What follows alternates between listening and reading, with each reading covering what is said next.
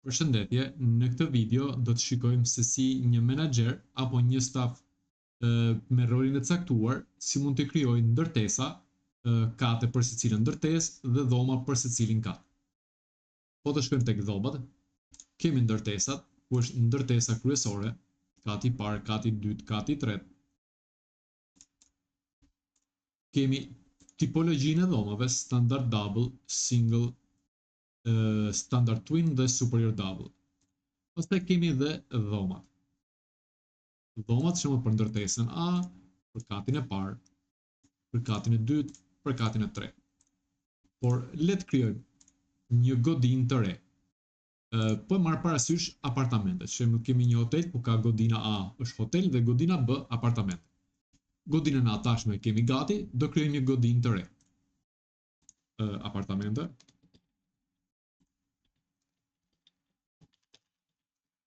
Ose apartament, si doni, apartamente, do bëjmë gërma të vogla.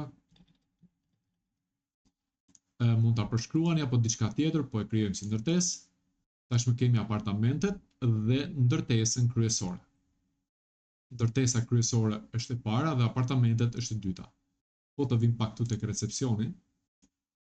Tash do shikojmë që kemi ndërtesa kryesore dhe apartamentet. Për apartamentet nuk kemi asgjë, është bosh. Pasi kemi krijuar apartamentet, do krijojmë sa kate ka kjo godinë. Për shembull, shtojmë një kat, kati 0. Mund të vendosim një përshkrim, mund të shtojmë një kat tjetër, kati 1.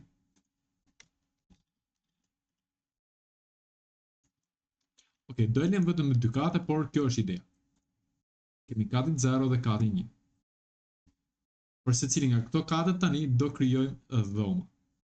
Por le të krijojmë më parë një tipologji dhome apartamenti. Do shtojmë tek dhomat, tipet e dhomave, lloj i ri, do zgjedhim shembull 1+1, mund të jetë 101, numri dhomës 101, kodi mund të ishte 101 apo një kod tjetër, dhe është tek ndërtesa e apartamentave. Këto janë disa globale që mund të zgjedhni, shembull është familjare, dhomë familjare. Lloji i njësisë nuk është me dhomë hoteli, por është apartament. Për apartamentin mund të zgjedhim sa dhoma gjumi ka. Ka një dhomë gjumi, ka një dhomë denje, ka një tualet. Çmimi bazë për afërsisht për natë për këtë le të themi është 100 euro. Kapaciteti bazë, le të themi që është 4 vetë. Kapaciteti maksimum mund të shkojë deri në 6. Mund të vendosim llojet e shtretërve që ka kjo dhomë. Për shembull ka një double, ka dhe një single. Po e marrim dhoma është 40 metër katror, ka balkon dhe është me pamje nga deti. Përshkrimi i dhomës dhe mund të vendosim edhe një foto për dhomë ose më shumë foto.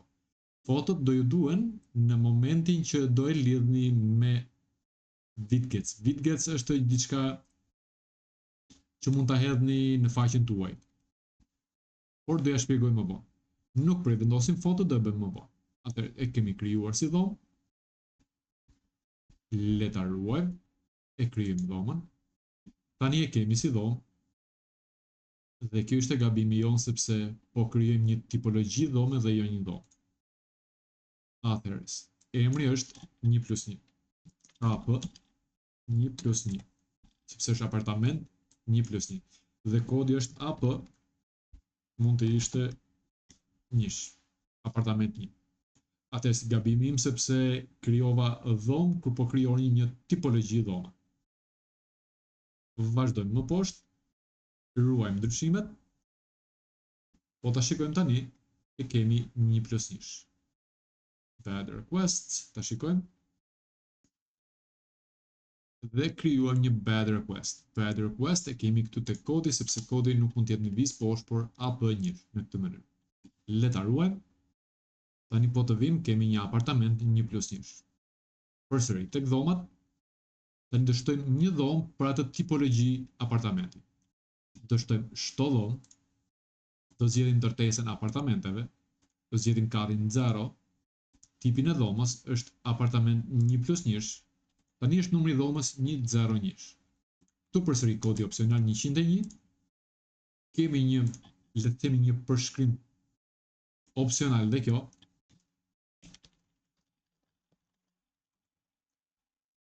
Sa të rritur merr dhoma, kjo tani është për dhomë, jo për tipologji, por pikërisht për dhomën 101. Apartamente 101. Apartamente 101 merr 4 të rritur dhe maksimumi 2 fëmijë. Nëse apartamenti lejon shtrat shtesë, do të thotë që nëse janë 5 të rritur, është mundshme të vendoset një shtrat ekstra portativ. Po e zgjedhim që lejon ose një krevat bebi, do të thotë që përderisa pranon njërin, normalisht i pranon të dyja, por është opsional. Dhoma ka apo nuk ka minibar, shembull nuk ka minibar, shënimet përsëri opsionale. E krijojmë si dhomë. Tani po të vim tek recepcioni, tek apartamentet, kemi dhomën 101 që sapo e krijuar. Le të krijojmë një dhomë tjetër 102. Çdo dhomë, ndërtesa apartamente, kati 0, apartament 1+1, 102, numri i dhomës, kodi është opsional, por 102 që të përshtatet, përsëri emri është opsional. Kjo pranon, le të themi, 4 të rritur dhe kjo, dhe maksimumi 2 fëmijë. Dhoma po e shikojmë që nuk pranon shtrat shtesë dhe nuk pranon krevat bebi, le të themi në metër katror është më e vogël. Po e krijon përsëri si dhomë. Po të vim këtu dhe ja ku e kemi si dhomë.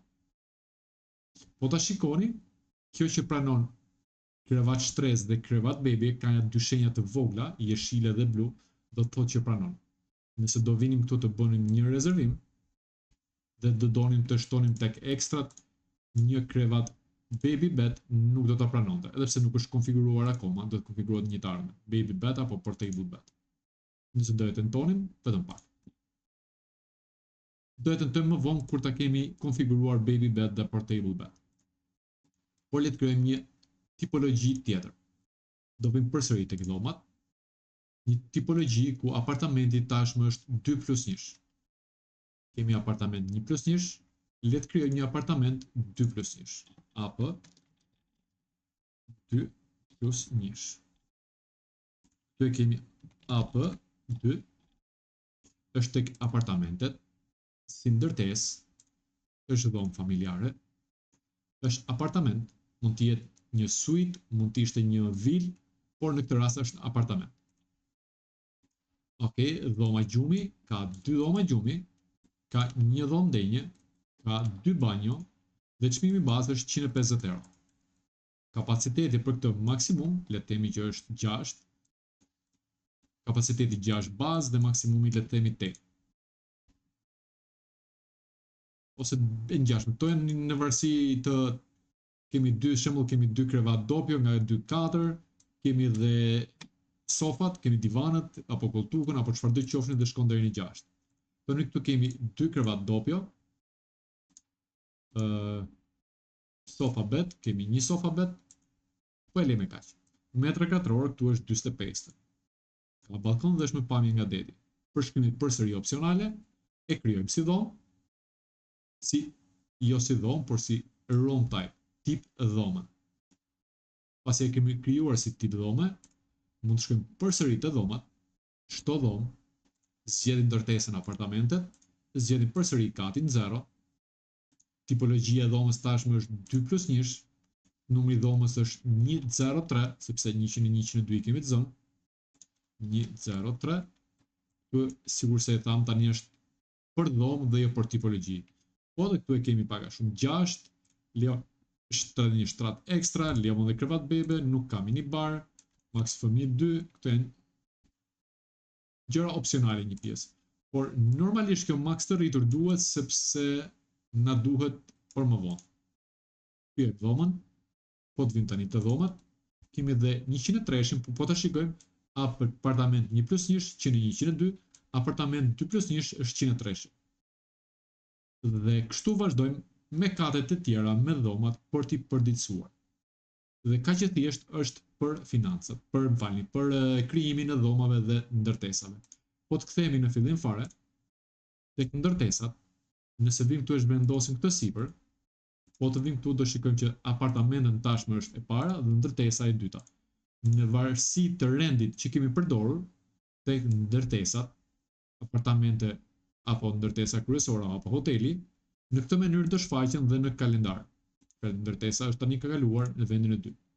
Po ta ndryshojmë, do vim përsëri këtu dhe ndërtesa kryesore është e para në radhë që shikohet më shumë ose pamja e parë e recepcionistit.